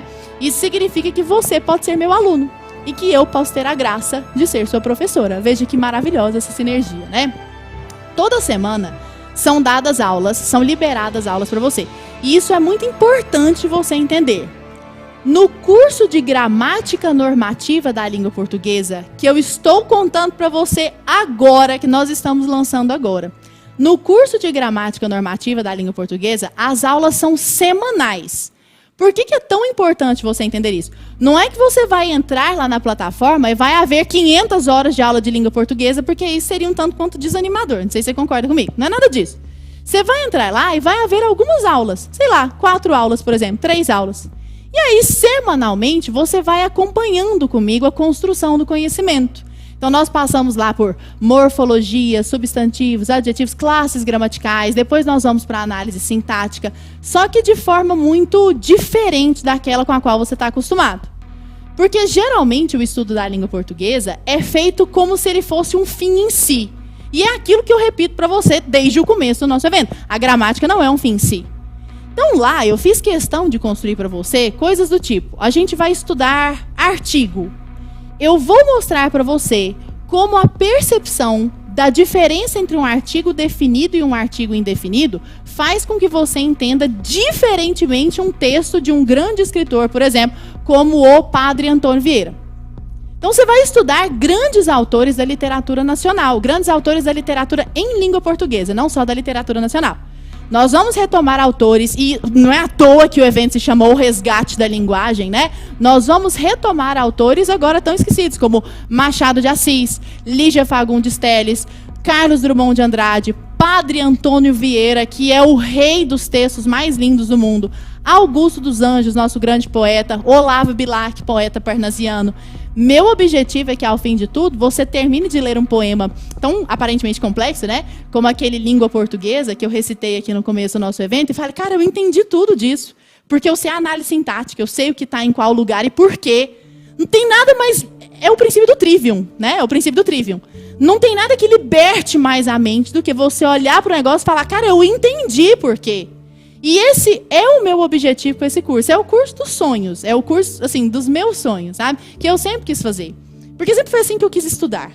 E eu tinha ódio mortal de quando alguém me ensinava, por exemplo, logaritmo. E eu olhava para aquele raio daquele negócio e pensava: mas para que eu vou usar isso na minha vida, né? E as nossas aulas são o tempo inteiro eu mostrando para você que diferença faz na sua vida saber um adjetivo, sei lá, num grau superlativo absoluto, num grau superlativo analítico, e aí todas essas coisas. A utilização de um substantivo concreto, neste caso, ou a utilização de um substantivo abstrato. O que faz isso mudar na minha vida, por exemplo? Como a minha leitura de texto e, consequentemente, a minha leitura de mundo é refinada quando eu tenho esse tipo de conhecimento. Essa é a base da gramática. Falei para vocês, gramática modernamente é a sistematização dos fatos da língua. Presta atenção, criatura. Sistematizar significa organizar. Imagine você com o guarda-roupa todo bagunçado. Então, um comichão ali. Agora imagina o seu guarda-roupa separado por cores, ou separado por ocasiões, ou separado por peças de roupa. Você olha, você entende o que você está vendo. É mais ou menos isso. Quando eu te digo que gramática é a sistematização dos fatos da língua, é porque você vai olhar para a gramática e vai entender por que ela é dividida daquela forma. Você vai aprender, mas eu te digo mais. Não é aprender como uma criancinha, entende? Não é tipo assim, repita comigo, as preposições são a, ante, após, até. Isso muda o que na sua vida? Para que serve isso na minha vida? Na prática, qual é a diferença? Pô, é enorme, né? Rir de mim é diferente de rir para mim. Foi só uma preposição. Percebe? Isso é gramática. Não é decorar que para e de são preposições. Não. Assim, na prática serve para quê? Entendeu? O que isso muda da minha leitura daquele texto do Padre Antônio Vieira, um sermão aos peixes, por exemplo? O que isso muda no 15, Raquel de Queiroz, livro?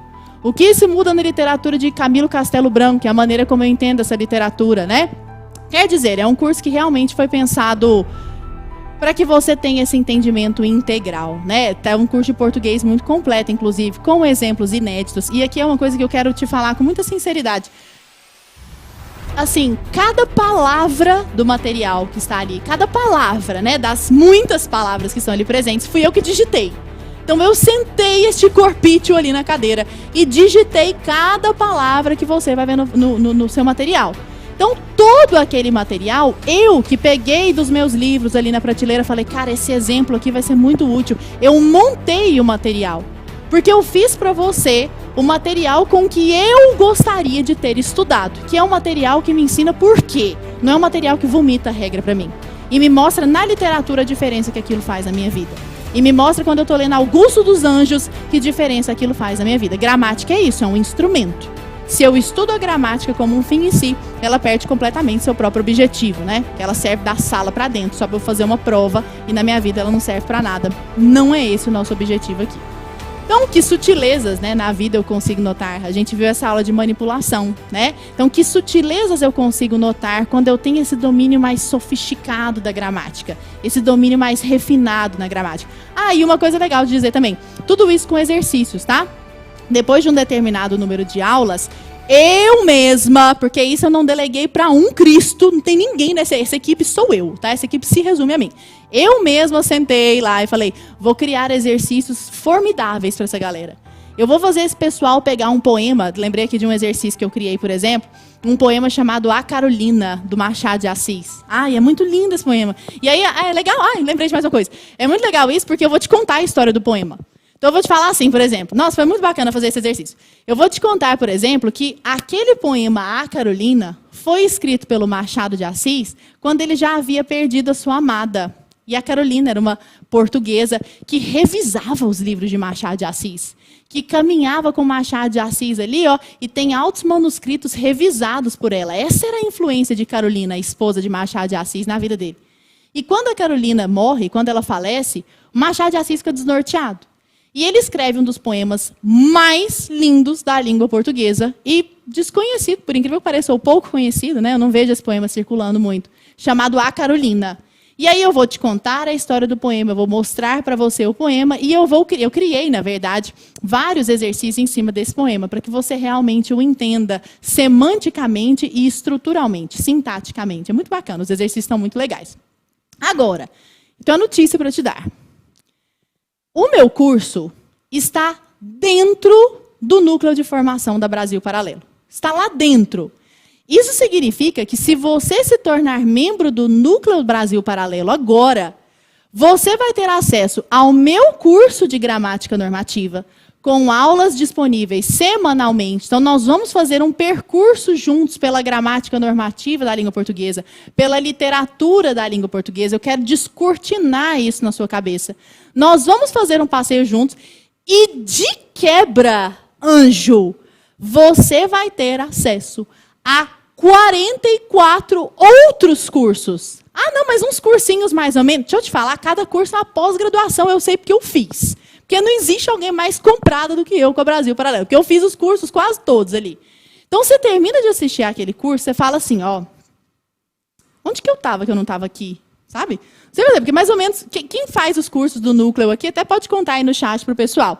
O que vem à minha cabeça quando eu finalizo uma aula do núcleo, são 44 cursos ali dentro, fora o meu, né? Fora o meu. Você termina aquele curso, você fala, o que eu estava fazendo, que eu estava vendo qualquer outra porcaria que não era isso? Porque isso aqui enobrece meu espírito. Isso aqui me faz ser um ser humano mais humano. Porque agora eu entendo melhor a natureza humana. Agora eu entendo melhor a natureza social e o que me move, né? Você vê um curso, por exemplo, como Vícios e Compulsões. Você fala, meu Deus, agora eu estou entendendo essa força, né? Essa força difícil de conter aqui. Agora eu entendi que até neurologicamente qual é a origem dessa força, espiritualmente qual é a origem dessa força. Então, esse polimento do conhecimento está lá dentro. Quer dizer, eu estou te dizendo que eu estou lançando um curso de gramática normativa e, de quebra, você vai ter acesso a 44 outros cursos que, somados, têm 225 horas. É até engraçado isso. São 225 horas só de outros cursos, fora o meu de gramática normativa. E aí, como eu sei, você pode pensar assim, não, Lara, você é muito suspeita, eu sei que você é fã da Brasil Paralelo desde sempre, né? Mas eu quero mostrar para você um pouco desses cursos. Deixa eu te mostrar uns trechos, presta atenção, olha só. A cultura é o ponto de partida da civilização. Sem dúvida, posso dizer isso, é um dos melhores livros que eu já li. Mediante a leitura dos grandes livros, é possível fazer grandes coisas, é possível desenvolver uma grande personalidade e uma cultura extraordinária. We have been saying, again, that the key goal of these authors was always to focus on what's good, bad, just, unjust. Ele é um dos maiores líderes jacobinos da Revolução Francesa e ele que vai matar 40 mil em praça pública, porque são os inimigos do povo. Só para vocês verem como as teorias filosóficas impactam as práticas políticas. Nos Demônios, o Dostoiévski nos apresenta o modo como isso acontece. O que eu chamaria de 5 etapas que levam a organização revolucionária a conquistar o poder. E ele narra passo a passo, equiparando os processos de colonização. Então, a viagem dos espanhóis e a viagem dos ingleses, depois a conquista do território, o encontro com os povos indígenas, como foi para um, como foi para o outro. O que Sócrates queria não era nem um compartilhamento de ideias, ou seja, uma espécie de troca, né? Um traz um pouco, outro traz outro. Era, na verdade, um descobrir algo novo juntos, por meio do diálogo. Essa é a ideia de que Sócrates também era parteiro. Estamos falando de uma elite intelectual conduzindo o futuro de um país. Acho que isso tem muito a ver também com o que nós estamos aqui fazendo, afinal de contas. Nós estamos assistindo um espelho de nós mesmos nessas obras. Porque nós vamos nos ver nessas personagens e vamos ver as pessoas que nós conhecemos também. A ética das virtudes segue isso de maneira programática. Existe um convite ao leitor para que ele suba a um nível ainda mais profundo, que é o terceiro, que é o nível do que eu vou chamar de a voz que medeia o interior e o exterior das personagens, ao interior daqueles que entram na obra.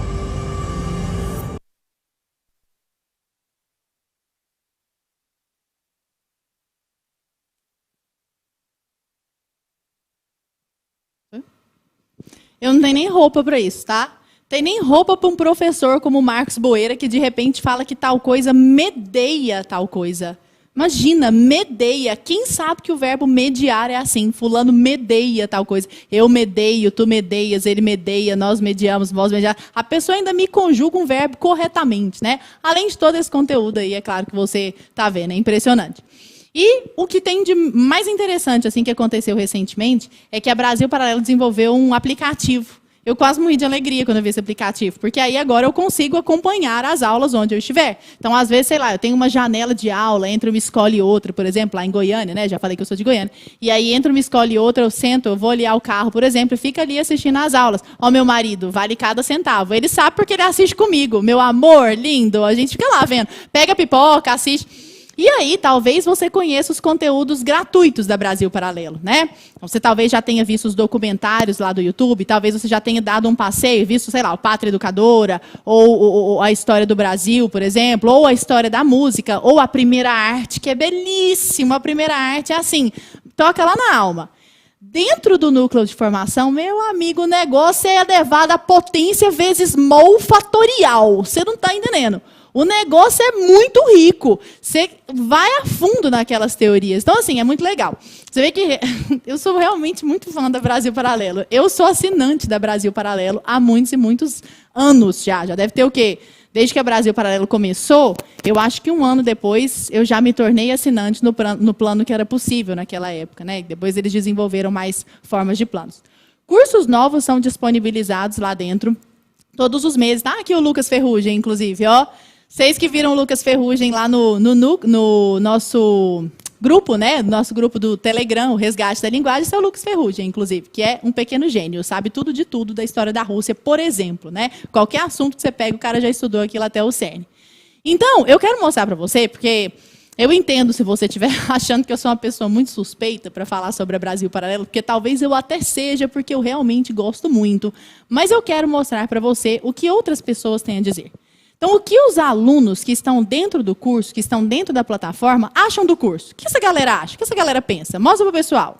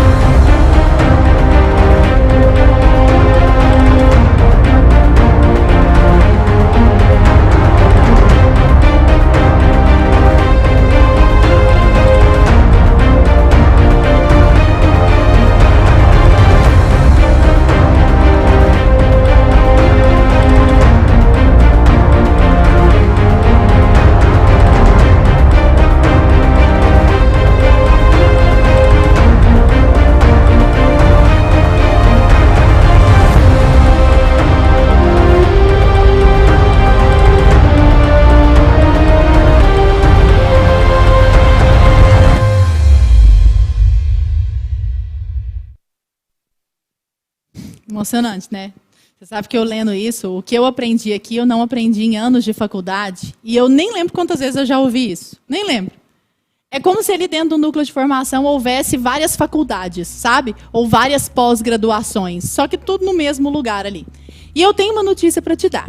Você se lembra de que antes de ontem, a Giovana Mel, professora de oratória, minha amiga linda, especialista, sabe tudo de oratória, inclusive sigam a Giovana Mel no Instagram, porque ela faz análises maravilhosas.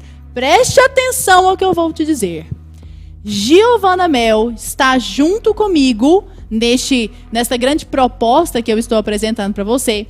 E ela fez um curso exclusivo para Brasil Paralelo, chamado Oratória à Prova de Conflito. Oratória à Prova de Conflito. E eu quero mostrar para você o que a Gi tem para falar sobre o curso. Mostra a Giovana contando para nós o que tem no curso dela. Para conectar, para criar empatia com o público, você precisa mostrar a sua vulnerabilidade. Mas eu vou te provar que esse é só mais um recurso de alguns grupos para te manipular, inclusive professores de comunicação e oratória. O meu nome é Giovana Amel, eu sou jornalista e durante anos eu trabalhei na televisão e hoje eu ensino justamente as técnicas para você falar bem em público e conseguir defender os seus ideais, se posicionar. Mas antes, a gente precisa partir de algum lugar. Vamos ver a definição da palavra vulnerabilidade no dicionário? Vulnerabilidade vem de vulnerável, que é um adjetivo, e no dicionário tem como o seguinte significado: aquele que pode ser atingido ou ferido, aquele que é frágil. E aí eu te pergunto, será mesmo que essa é uma boa palavra para definir um recurso de comunicação e de oratória que promove a conexão com o outro? Se você estiver indo para uma entrevista de emprego, se você for gravar um curso, se você estiver debatendo numa mesa com outras pessoas que pensam diferente de você e você quer defender os seus valores, os seus ideais, a verdade, a sua família, será mesmo que você precisa mostrar as suas feridas para se conectar com o outro? Para conquistar aquela oportunidade de trabalho, para defender os seus ideais, a sua família, os valores, produzir conteúdo para a internet? Aí você deve estar pensando, mas Giovana, e se eu quiser mostrar para os meus entes queridos, para as pessoas do meu convívio, do meu relacionamento, da minha família, a minha vulnerabilidade? Aí faz sentido, porque são pessoas que querem o seu bem. E eu até indico que você use recursos de comunicação e mostre de fato quem você é. Agora, quando você vai para o mundo lá fora, você deve tomar cuidado na hora de mostrar a sua vulnerabilidade, nem tanto ao céu, nem tanto à terra. Vamos buscar o equilíbrio quando a gente pega alguns recursos de comunicação e acha que eles servem para tudo, em qualquer situação da vida. Não é bem assim. Olha pra mim, você não tá preparado porque eu vou te falar agora, porque nem eu tô preparada pra falar isso. Você come pizza? Pizza em São Paulo é caríssimo, né? Eu sou de Goiânia, eu fiquei estarrecida quando eu vim pra cá. Eu não tô nem preparada pra falar. Que drama, olha a expectativa. Fiquei muito chocante. R$49. É ridículo, né? R$49 mensais. Você não viu, né? Não, eu sei que você não viu, porque acho que eu nem dei conta de falar direito. R$49. R$49. Vou falar de várias formas diferentes pra ver se você pega isso, porque parece mentira. R$49 mensais. Não, R$49 pra ter só o curso da Giovana? Não. R$49 pra participar do Masterclass? Não. R$49 pelo curso de gramática normativa? Não. R$49 pra ter tudo isso, mais todos os cursos que estão lá dentro do núcleo de formação da Brasil Paralelo. É chocante, né? Tá vendo esse link aqui embaixo? Ó, a gente tá no vídeo. Este link aqui embaixo que você está vendo é o link pra você fazer isso aí. Tá aqui ainda? O que tá fazendo aqui, filho? Clica aqui. Vamos. Tô te esperando. Gente, é chocante, né? Eu sei. Ah, tem um QR Code aí na tela. Gente, isso é muito chique. É muito tecnológico, eu estava nem preparada. Tá vendo o QR Code? Nem precisa clicar no link aqui embaixo. Se você estiver com o celular, basta apontar o celular para a tela e o QR Code já vai te direcionar para fazer a compra, tá bom? Tô muito feliz, tá? De ter feito esse evento com vocês. Já tinha muito tempo que eu estava com todos os aspectos que nós abordamos aqui neste evento engasgados. Assim, eu estava com isso aqui, ó. Sabe quando você quer... como que eu posso falar isso? Ordenar o raciocínio para si mesma, no caso para mim mesma, né? E para os outros. E eu não tinha tido a oportunidade de fazer isso ainda, porque eu estou no Instagram, né? No Instagram é impossível que eu construa um raciocínio desse tamanho. Eu sozinha não tinha essa como que eu posso falar? Essa estrutura para construir um evento desse, não. Então eu sozinha não conseguiria construir um evento dessa envergadura, né? E eu adoro a Brasil Paralelo. Pela 20ª vez eu tô falando isso, mas é porque é a verdade. O que eu posso fazer, né? O óbvio precisa ser dito. Então, quando me surgiu a possibilidade de fazer este evento, o Resgate da Linguagem, eu falei, sabe quando dá aquele quentinho no coração? Eu falei, cara, é agora, sabe? É agora. Eu falei, olha, no final, o que eu vou oferecer para as pessoas? Eu vou oferecer o curso, assim, da minha vida.